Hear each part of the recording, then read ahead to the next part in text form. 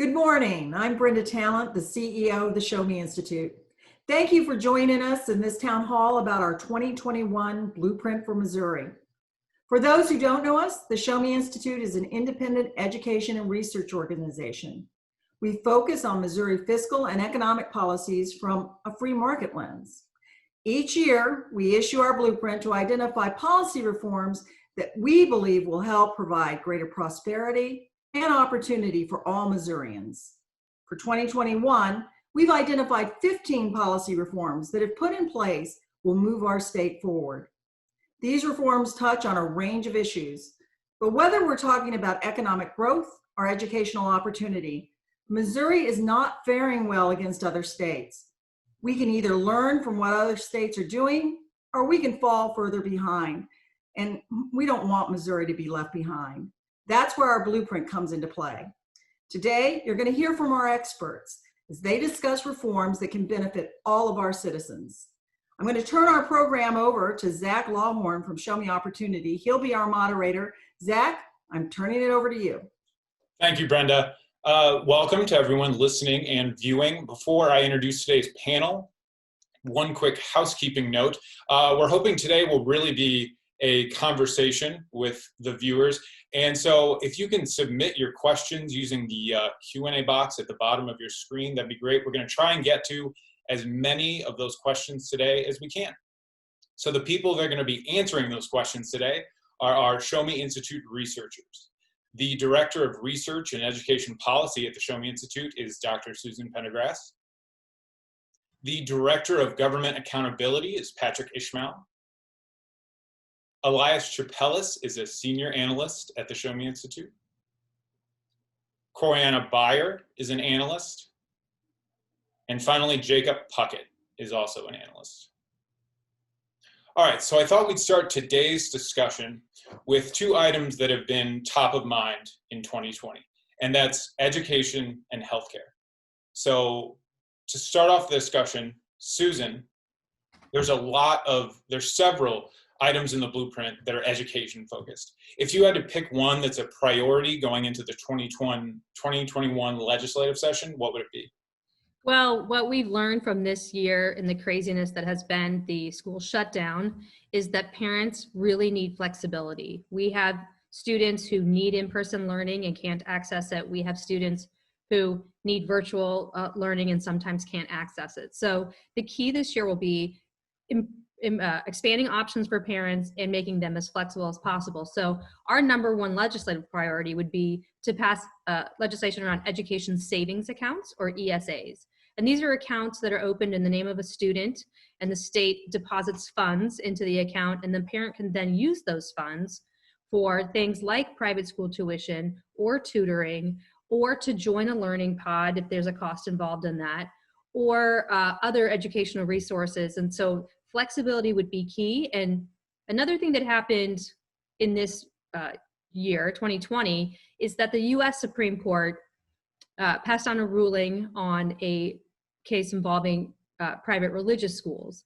And basically, this ruling says that it is not constitutional to restrict public school choice programs from going to private religious schools. So we have this Blaine Amendment that's often been a worry, or we've used it as a roadblock to school choice. And the Blaine Amendment has essentially been nullified. So I think the Missouri legislature has a unique opportunity this year to create a very innovative, flexible program for parents that they could easily access and that they could use in a variety of ways to get the education that they need for their child.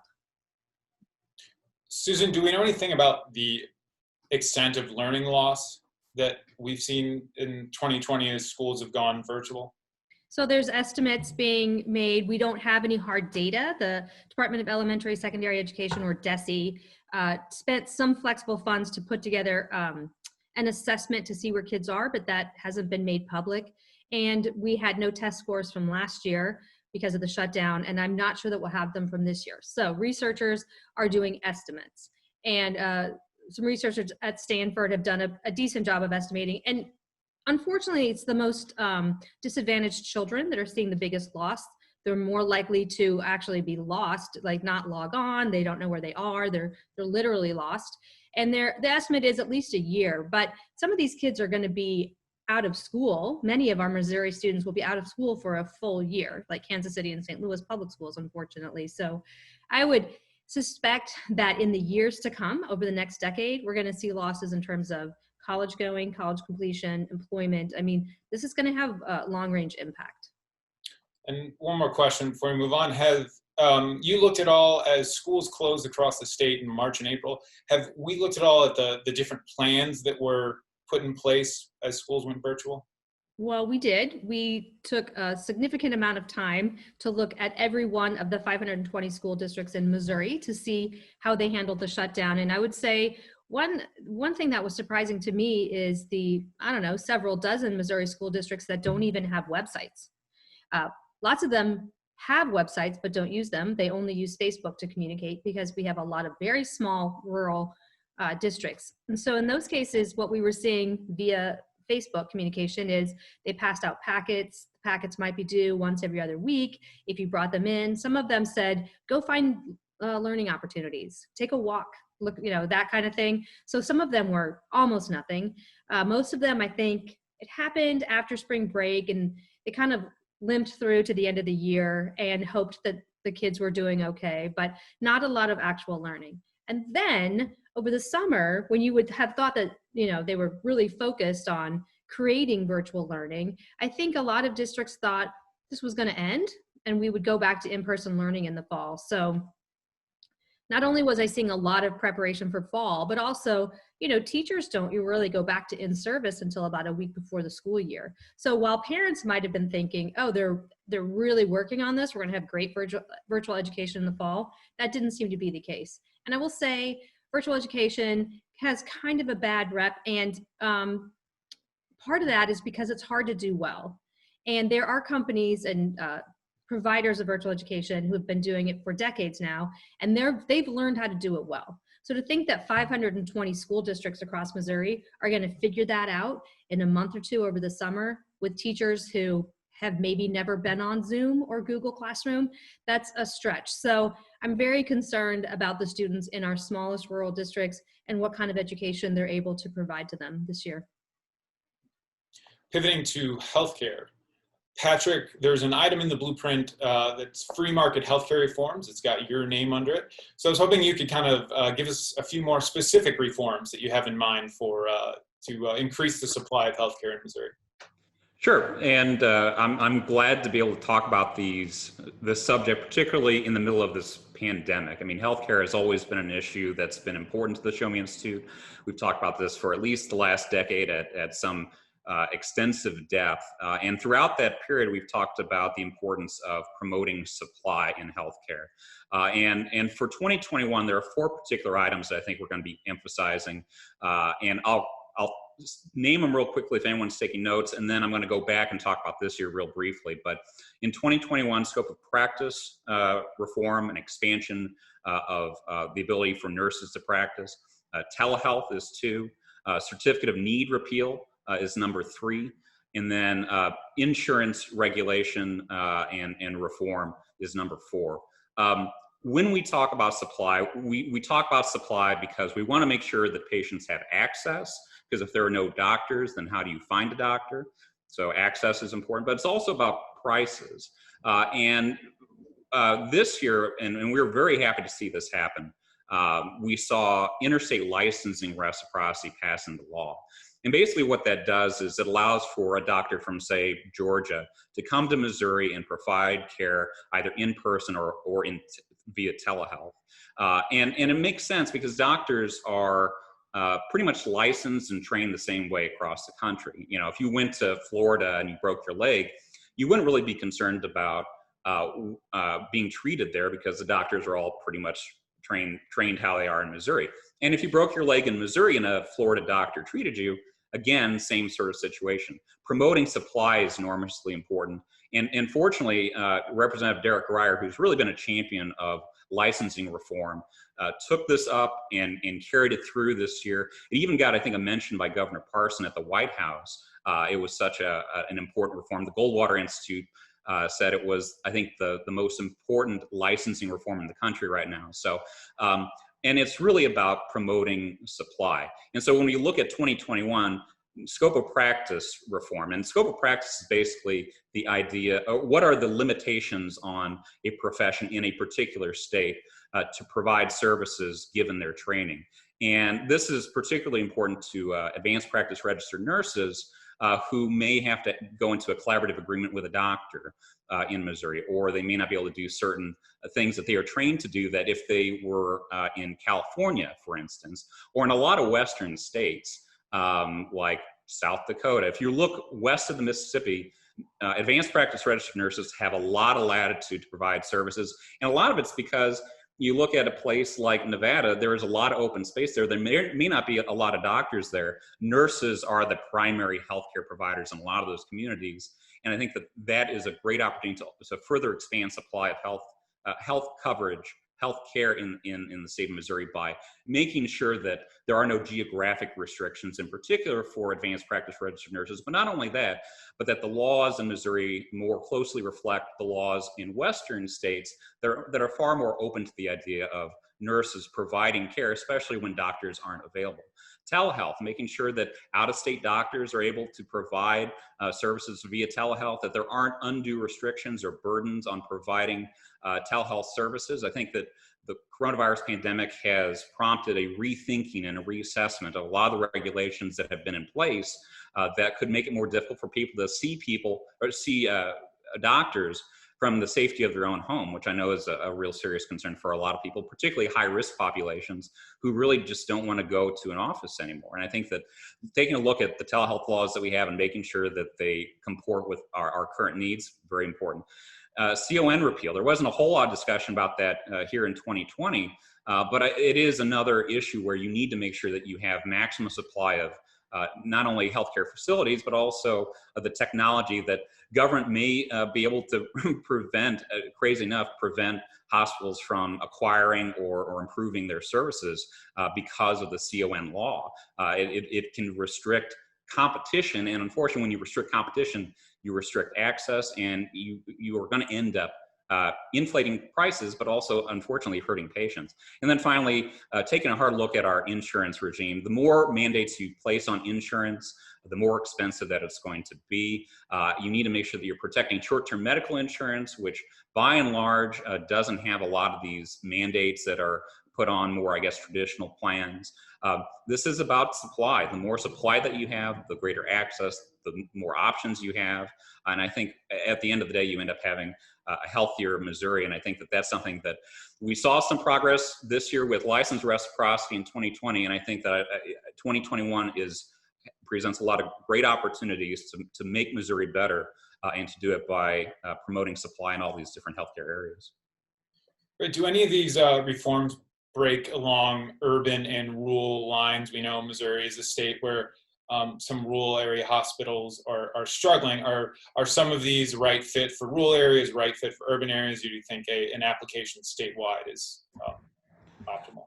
That's a great question. And I think that when you're talking about, if you're talking about the political lines, I don't know that there really is a whole lot of tension when it comes to the importance of having telehealth and expansion of scope of practice in rural areas. I know that sometimes the physicians lobby is particular about ensuring that their turf is untouched, and so a lot of what advanced practice registered nurses aren't able to do, only doctors are able to do. So there may be a little bit of jousting in that area, but by and large, I think that I don't know that there is a whole lot of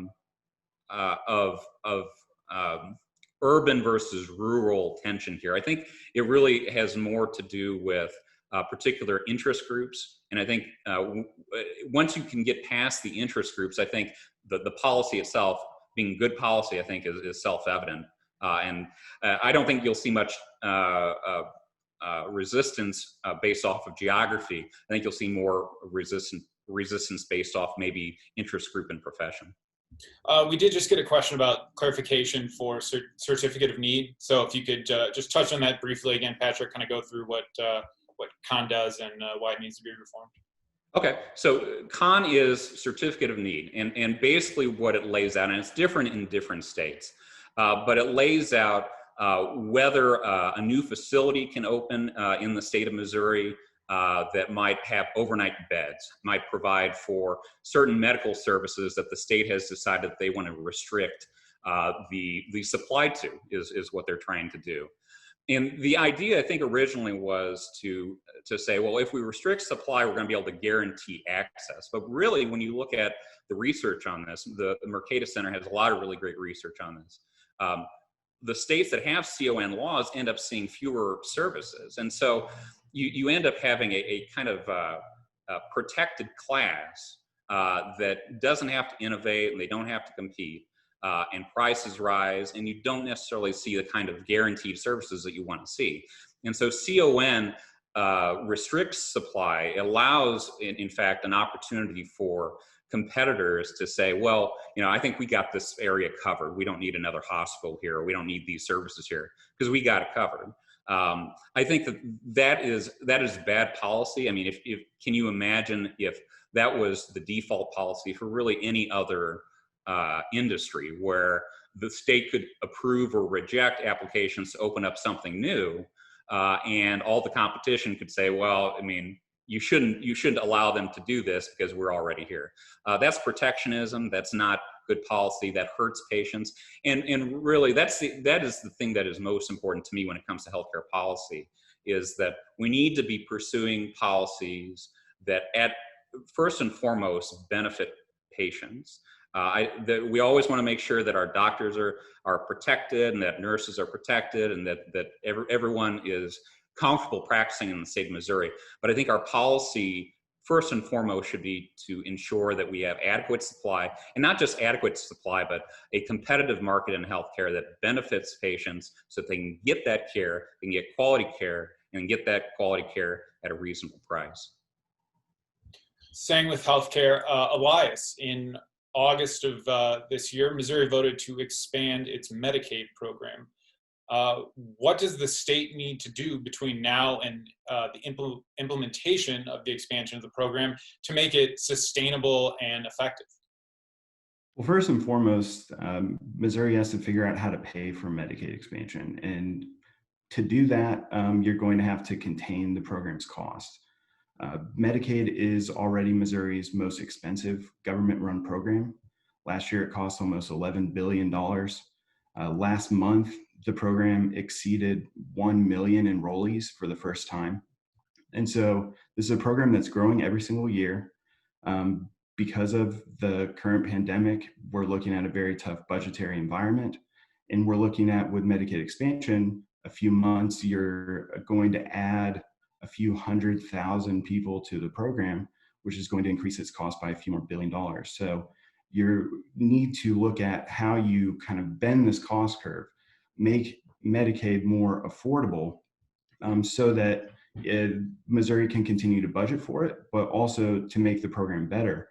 And so when you start thinking about how to reform Medicaid, it's actually pretty difficult because of all the strings that the federal government has tied to the program. It's a partnership with the federal government. And these federal strings essentially are ways that the state of Missouri can or cannot do things. So when Missouri expanded Medicaid, the eligibility criteria is now enshrined in our Constitution. And so with this eligibility criteria enshrined in the Constitution, you have this issue of essentially anyone in the state of Missouri that meets this criteria can enroll in the program. The state legislature doesn't control what this enrollment looks like. And so we're over 1 million now. You're looking at next year, maybe 1.5 million people enrolled in the program, and those costs are going up just billions and billions of dollars. And so how do you control that? What can the state legislature do? You look at how you're paying for these services and what these services are encouraging, what they're incentivizing.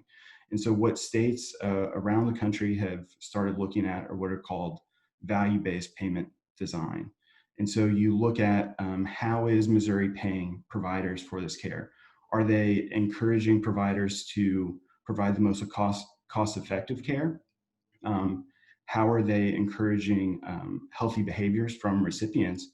And how is it being incentivized for providers or doctors, community health centers to work with Medicaid recipients to better manage their health, because we know that as people have more complex health medical issues, their costs go up. And so Missouri needs to look at all the levers that they have to try to figure out how to rein these medical costs down. And luckily for Missouri, the battle with healthcare costs is not unique to our state. And Missouri will be the 38th to expand Medicaid. And so looking to states like Arizona, other places that have tried to look at, how do we control these costs? The idea of, getting more value out of the dollars that are going in, pulling the levers that Missouri has access to, that is going to be the key to, stretching each taxpayer dollar on the program as far as possible. And that will go a long way towards making the program sustainable. You mentioned the state budget. Do we have any idea yet to the extent of the budgetary impact of 2020 and potentially revenues being down? It's a little bit hard to tell right now because essentially with the federal relief bills and the action by the federal government, the tax deadline was pushed back from April 15th to into the current fiscal year. So when you go and look at the revenue estimates for the year, they look kind of artificially high. But we know that the governor has restricted over $400 million worth of state spending for this year.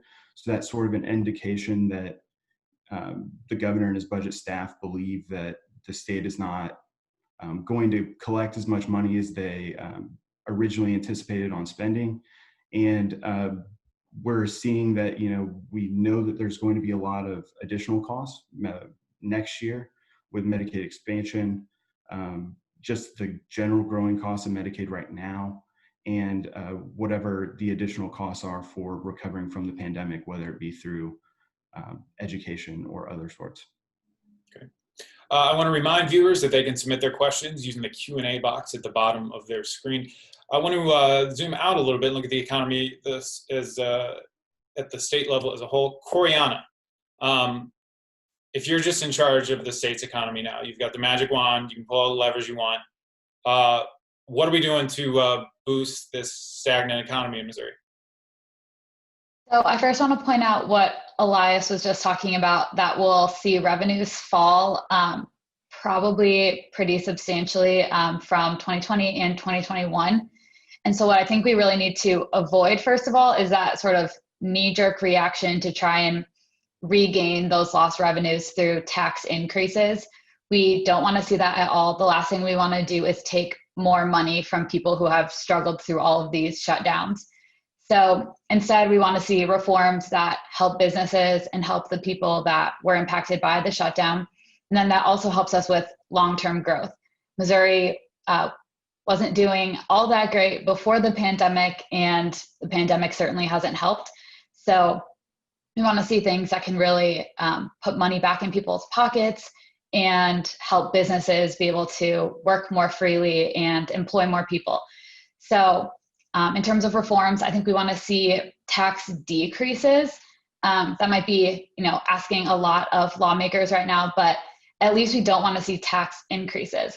But tax decreases would give more money to people to spend at source, to keep businesses going, back in people's pockets, to invest in themselves, to try and get those jobs, fill all those job openings that we see around. I would also say that we want to see regulatory reforms that make it easier for businesses to operate and for people to work.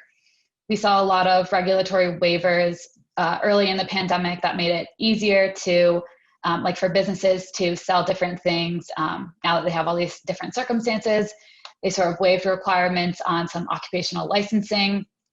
And I think we should make those waivers permanent and even take a step forward and get rid of some of the things that we now realize we don't need anymore. So there's no reason that we need to have super high education requirements for different occupational licensing. Maybe restaurants should be allowed to sell unprepared food if they want. This is sort of a weird time where we've learned that we don't really need all of this red tape that businesses and workers have been kind of pushing through for years. And lastly, we can sort of help the revenue problem by looking at our economic development incentives. the government actually gives away a lot of revenue or forgoes, so they don't take in a lot of revenue by giving out to developers in certain forms. And now's not the time for that. Now's not the time to be giving out revenues or foregoing revenue. We need that money. We need every dollar for healthcare and for education. So I think we can look at things like caps, increasing oversight to make sure we're not spending where we shouldn't, and really rein that in to help both with economic growth and with our revenue problem. One of the things that you highlight in the blueprint is this thing called TIFs, and specifically in St. Louis. Could you kind of walk us through first what a TIF is and why is it a problem specifically in St. Louis? Yeah, so TIF is tax increment financing, and it's something that you can do and give to developers. So a developer can buy a blighted piece of land or piece of property, which means it's not in great condition, or maybe is surrounded by things that are not in great condition. And when they buy that piece of land, their property taxes are sort of frozen at whatever the value is of that blighted piece of land. So then when they, rebuild it, build something really great out of it, and they increase the property value, their property taxes essentially don't go up, or they receive whatever that increment is back from the government. So instead of paying that to taxes, they get to sort of keep it. So in that way, it's sort of revenue that is foregone by the government, revenue that they don't get to have. And we see that a lot in St. Louis. That's why it's kind of a problem here, is that it seems to be handed out left and right. And we also see it happening a lot and not giving the desired benefits to taxpayers. That is revenue that doesn't get to go to education or healthcare or, repairing the streets. And they don't seem to really be getting much benefit out of it. Some of these developments fail. Some of them, take so long that they're not really giving any benefit to taxpayers. And that's why it's really a problem in St. Louis.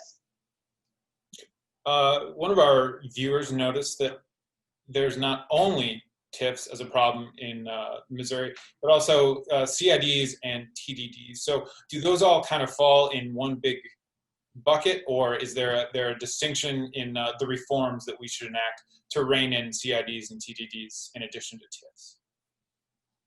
I think there are some ways in which they fall in a bucket. We definitely need increased oversight in all of this. It's pretty difficult to actually find out where some of this money is going, who's behind these different special taxing districts. But for special taxing districts in particular, as opposed to TIFs, we kind of want to give the taxpayers a little bit more say in what happens with these districts.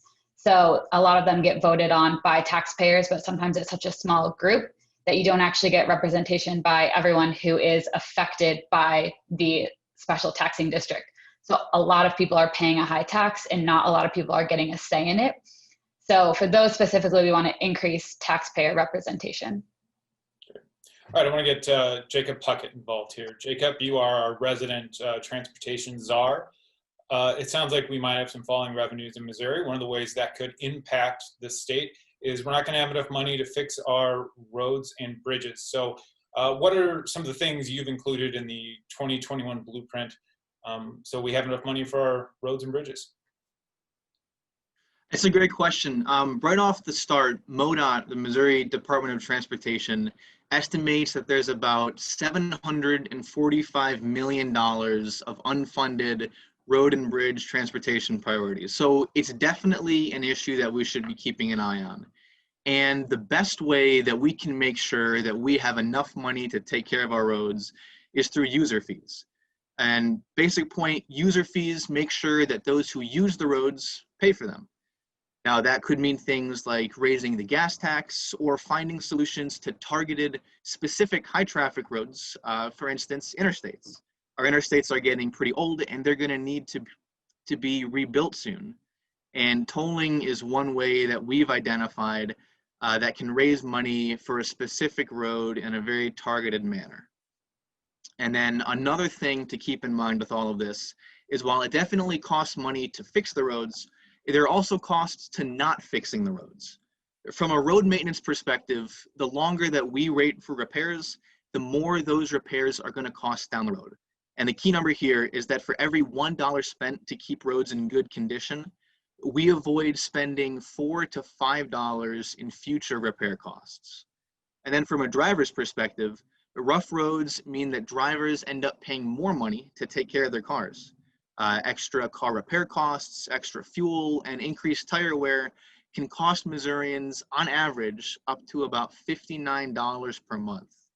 So while fixing the roads comes with its own cost, not repairing them comes with costs as well. But the big picture that we want to keep in mind is that Missouri's roads are more than just a convenient way to get around. They're also an economic asset.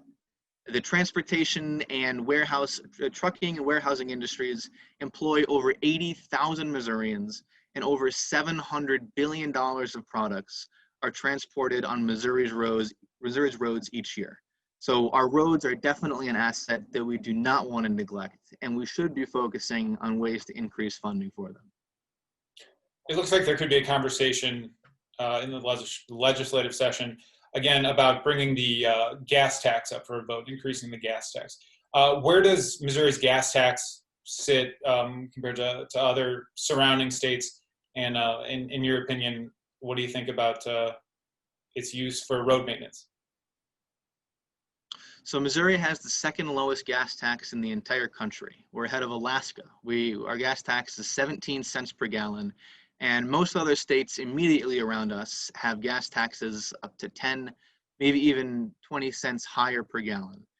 So there's definitely room for getting extra money for road maintenance from raising our gas tax without putting us out of the league of the states right next to us. And yes, there were two bills that were recently introduced that would raise Missouri's gas tax by 10 cents over the next 5 years. So it'll be interesting to see if those make it through the legislature, and then what the voters will think of that as well.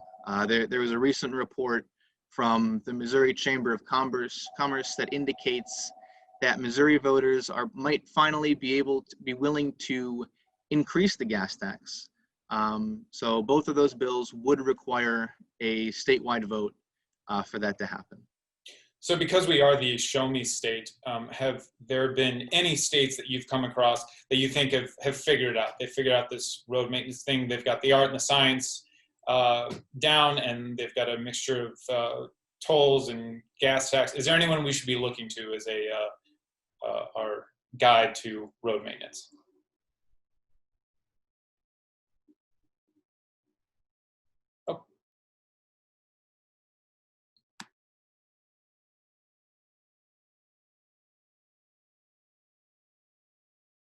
Elsewhere throughout the state. So states like Oklahoma, Kansas, Illinois has a pretty high gas tax, but they also make good use of toll roads to keep some of their heavily traveled roads in good shape.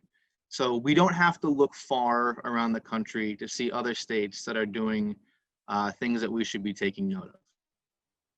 Great. So Patrick, one of the things you often hear when talking about responsible spending is a fear of waste, fraud, and abuse. What's something we can look for in 2021 to put the people of Missouri's minds at ease about waste, fraud, and abuse? Well, I think it's an issue that we've talked a lot about, and my former colleague Philip Olerking and I wrote a paper about the importance of publishing of local checkbooks, cities, counties, school districts. We sent requests across the state, and we basically asked for, what did you spend your money on this year? And, there are 1,000 cities, there's 114 counties, there's 500 school districts. There are a lot of folks who are receiving money and spending money, and it's hard to keep track of sometimes. And a lot of times we just wouldn't get a response back, and sometimes we would get a response back that demanded $35,000 for records that they already had. I think that it's very important, particularly when you have local governments that are claiming poverty and yet at the same time are shutting down small businesses, making sure that they're able to be kept honest. And that's going to require a law that doesn't just make it voluntary to produce a municipal checkbook. It's going to require a law that mandates it, that as a condition of you being able to take money from the public against their will, that you have to tell the people how you spent it. And if you can't do that, that's a serious problem. And I think that kind of also leads to a larger question. I mean, this has been a pretty remarkable year. I don't know that anybody would have anticipated the sorts of what sorts of rights would be taken away, if even only temporarily, to be able to operate your business. This was not necessarily unprecedented in terms of a pandemic, because we've seen those before, but the government reaction to it, I think, is so concerning. And you know, you have I went to tried to go to a bar on Sunday night to go watch the Chiefs game, and that bar not only had capacity restrictions, but they had to close at 10 o'clock. And so they weren't going to be open for when the Chiefs game ended. And so, but you know who was open after the Chiefs game ended and could remain open? Large casinos. And so you have two different sets of rules here that local governments are setting. One for oftentimes small business, and then another set for the Walmarts and the Amazons and the other big businesses and interests. So I think that even before now, but especially now, keeping local government honest about how they're spending the money that they're receiving is enormously important. And you know, certainly I think that there's a lot that needs to be done, not only requiring that sort of spending transparency, but I also think it's important that the legislature steps in and creates a fair set of rules where if it's good enough for Walmart to stay open, it's good enough for every other business to stay open as well. Circling back to Jacob, we got a couple questions about electric vehicles. You mentioned user fees in the form of gas taxes and tolls. People want to know, what are we going to do about electric vehicles? So what a couple of states have tried to do, and this is still in its very early stages, they've tried to implement charges per mile on vehicles that drive rather than charging per gallon, because obviously electric vehicles don't use gasoline, so a gasoline tax isn't going to affect them. So other states have implemented these programs where drivers can be charged by the mile rather than by the gallon, to make sure that everyone's fairly paying for their road usage. Right. Susan, we have a question about stimulus money in education. Missouri received some funds earmarked for education, correct? That's right. How have we allocated those dollars, or is there a state that has already used their relief dollars, stimulus dollars for education, and what did they do? So there was two streams of money. The first was the biggest stimulus package that distributed money to every district and private school in the state based on their share of low-income students. Basically, it was distributed, and that was to be used for things like PPE and other COVID-related costs. The second pot of money was the government's education, the GER fund, or GEAR fund, and it's been so long that I forgot what the acronym stands for.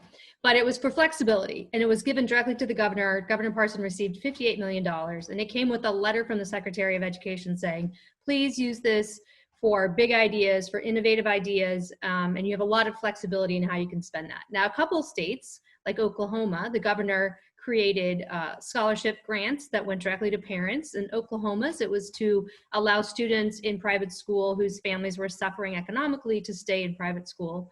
North Carolina also had a Safe Learning Grant, and that was money given directly to parents to pay for things like tutors, pandemic pods, micro schools, private school tuition. There was a lot of flexibility. And so those were the kinds of programs that I think this was intended to fund. We had, I think, 28 million of that went to higher ed that Governor Parsons distributed. And then another 10 million went to a grant fund for additional transportation costs that districts might have, and they can apply to get reimbursed for those over the next couple of years, which doesn't seem super innovative to me. And also a quarter of our schools are currently 100% virtual, so we're not really doing a lot of transportation. But yeah, there was some flexibility. And if there's another stimulus package, a portion of that could be flexible again. And I hope that in that case, the governor really thinks about what's the best use of that money today, to put it into the hands of who needs it the most today to take action, because we know that particularly students with disabilities who have IEPs, some of them haven't received services for up to a year. And those kids are most, most in need. And I think that we need big ideas for them. Again, a lot of kids need in-person instruction. It's the ideal for especially young kids for the social reasons, but also so that their families can continue to work and have a safe place for them to be. So we need to think about how we could use funds flexibly to help districts do in-person education. Unfortunately, right now, we're seeing a lot of districts that are just punting and going with all virtual because it's like it's hard to do social distancing and also keep kids all in the same group. And also, there's a lot of mixing of rules and conditions that you have to try to meet, and districts are struggling to do that, and they're struggling to have teachers in the classrooms or substitutes, so they're doing virtual, and we don't want that to be the incentivized approach. Great. And we received a viewer question, a clarification about ESAs. I assume ESAs can only help families with the means to fund them. And then second part, as it relates to public education, how would ESAs impact the funding for public education? Well, ESAs they can be directly funded by the state. So the state allocates about $6,500 for every public school student. It's called their student adequacy target. And it's supposedly the amount that they've determined is adequate to provide a high quality education. So that $6,500 goes to the student's school district. Instead, it could go to parents. So, if the district's not educating the child, then they shouldn't be getting the $6,500. So there is a mechanism for directly funding students. Then, in fact, the district keeps their local, so if a student leaves and they get an ESA and they take their $6,500 with them, the district still keeps their local portion, and in most cases, the federal portion. So it should not be a net cost, but a lot of folks think of it as being a net cost, even though it really doesn't need to be done that way. Now, whether it's funded out of the portion of the budget that's allocated currently to public education or separately out of general revenue is something for the legislature to decide. But for parents of means, normally ESAs they could be means tested or universal, but these are public funds, not parent funds going into the ESAs. Okay. Patrick and Elias, we get a question about oversight for telehealth. So any ideas to ensure how you deliver telehealth safely and effectively? It could be broadband issues in rural parts of the state. Any thoughts on that?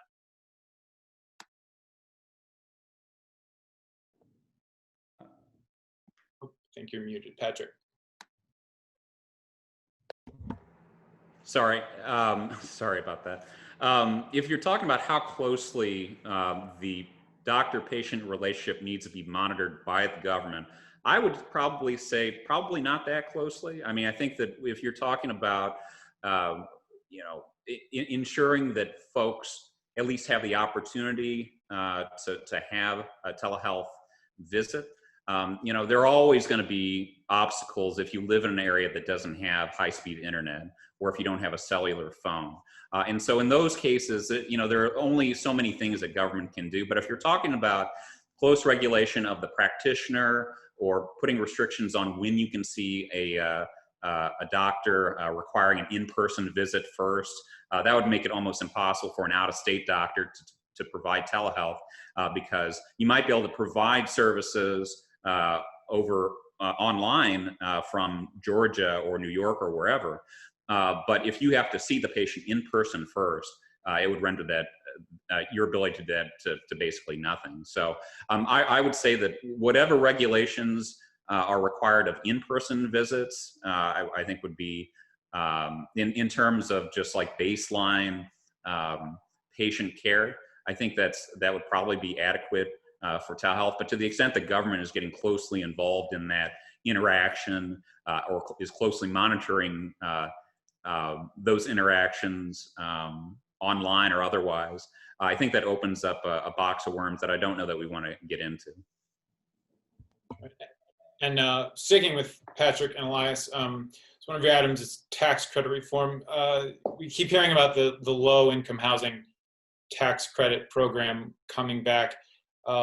Can one of you kind of walk us through what that program does and what it would mean if it is restored? What does it mean that it's back? Sure, I can go through that a little bit. So the low-income housing tax credit is basically hundreds of millions of dollars per year that up until 2017, Missouri was giving out to real estate developers in the state to develop housing for low-income individuals. And this housing would have stipulations on the rent that could be charged and a lot of other regulations about that, how where you build the house, stuff like that. But what a lot of your research has shown is that it's not uh, as an incentive, as an economic development incentive. It hasn't increased the amount of affordable housing. It doesn't make housing more affordable for people. And it's also just not a good investment for states. It's not the best way to make housing more affordable. And so the program was gone for a few years. And I think kind of tied up in the pandemic right now was, it's been very hard on low income Missourians, and people need places to live. And so the idea, well, one of the things the state of Missouri's done is they've had the low-income housing tax credit before, so let's bring it back. But the problem is that the program does not do anything to help people that need a place to live right now. Um, the low-income housing tax credit is simply for, helping developers get the capital they need to build new houses. So even if Missouri gives out tax credits today, you're still not looking at places to live for people that need it for multiple years. Great, thank you. Susan, a viewer wants to know if you've heard anything from any legislative leadership that makes you think that they're making education reform a priority this year. I do believe they're going to make education reform a priority this year. I think a lot of, I assume, a lot of that's being driven by the fact that there are a lot of unhappy parents this year, a lot. And they are across all types of school districts, all types of income levels. Parents don't like the one thing that their district's offering. If that one thing is virtual, they don't like it. And if the one thing is a hybrid schedule that's confusing, they don't like it. And if the one thing changes every other week, they really don't like that. So we have a lot of unhappy parents in Missouri, rural, suburban, and urban. And I'm hoping that legislators are listening to those parents. And that's why, again, I believe that flexibility is going to be key. But we need solutions for today, for right now. So I think the legislature, I hope, will prioritize it, because Missouri's going to just fall further behind if we don't get a handle on where everybody is. There are 25,000 public school students that did not enroll this fall that were expected. We're not even sure where they are. And then secondly, the students who are enrolled, if they're in a fully virtual district, we're assuming that 94% of them are attending every day. We know that's not right. We don't know what the real attendance rates are. So we need to find the kids, we need to figure out where they're being educated, and then we need to give parents a variety of options that go beyond what their district's offering. So I have heard that, we're gonna be, there are a few pre-filed bills right now on ESAs, mostly tax credit funded, not publicly funded, but I'm hopeful that in the early hearings, we'll get to hear more from parents and from people like me, researchers, who have information that can help them decide what they need to do for Missouri parents. So you do think that there's this new portion of parents that have not been impacted previously by Missouri's restrictive school choice practices that now are kind of waking up and saying they might have a point, this could be an issue? I hear it from parents across the board, and I ask parents all the time. But in some of our top performing school districts like Ladue, parents are unhappy. And in some of our most rural districts, parents are unhappy. Again, unfortunately, a lot of our rural students are dealing with whatever the district could figure out how to provide, and it isn't often very good. So yeah, I do think that parents across the board in Missouri are unhappy. We are on the verge of receiving some survey data from Missouri parents that I believe the survey's in the field this week. So we'll have a better sense of how they're feeling. But national surveys have indicated that parents are switching all over the place. They're choosing to homeschool at much higher rates. A lot of private schools have waiting lists. And so to think that Missouri is an exception to that would be foolish. Okay. Someone wants to know, will that survey be shared? Yes. As soon as I get the information, I will absolutely be sharing it. And for the person who mentioned that their grandson is a student with disabilities or has a 504 plan, you know, those are the most tragic cases of this pandemic, is students with IEPs or 504 plans who cannot receive the services that they are guaranteed to receive. You can imagine hearing impaired students, visually impaired students. Those students are often not receiving any services if in-person education isn't offered. So I think it's an emergency situation, and I hope that the legislature sees it that way as well. Great. Okay, so we're gonna wrap up here. Gonna go around just one more time briefly and ask kind of the same question that I just asked Susan. We'll start with you, Patrick. Patrick, as we end 2020 and we go into the 2021 legislative session, just what's your feeling? Do you think 2021 is going to be a year where we can get a lot of these reforms done? I do think so. I certainly hope so. I mean, that's if we don't ensure that folks have greater access to healthcare, if we're not protecting small businesses. I mean, we talk about tax incentives being handouts to special interests and transfers of wealth from everyone to, you know, a very concentrated group. And usually that's, depending on what you're talking about hundreds of millions of dollars, maybe $1 billion a year. What happened this year, we're talking about billions of dollars that have been transferred to a lot of big companies. And because I think local government has taken it upon themselves to enact policies that, one, in some cases, they may not actually be legally empowered to do, and two, whatever they're empowered to do or not, it's having a destructive impact on a lot of small businesses. I was talking to a city planner from a Kansas City suburb last week, and what he was saying was that they expected to have a much bigger shortfall in revenue at the city level, but it didn't materialize because Walmart has been providing so much in the way of sales taxes. And I don't know if they're doing this in any other part of the state, but in Kansas City, Walmart sponsored a drone show, a light up drone show. And so if you're wondering where all the money that would have gone to small businesses was, it was up in the air in Kansas City, and I think they're doing it around the country as well. But it's very important that the Missouri legislature in 21 pursues policies that protect Missourians, protects their health, protects their businesses, and ensures that whatever excesses we saw in 2020 doesn't happen again in 2021 or any year after that. Great, thanks. How about you, Elias? Are you optimistic or pessimistic that we can get everything in order before Medicaid is expanded in July?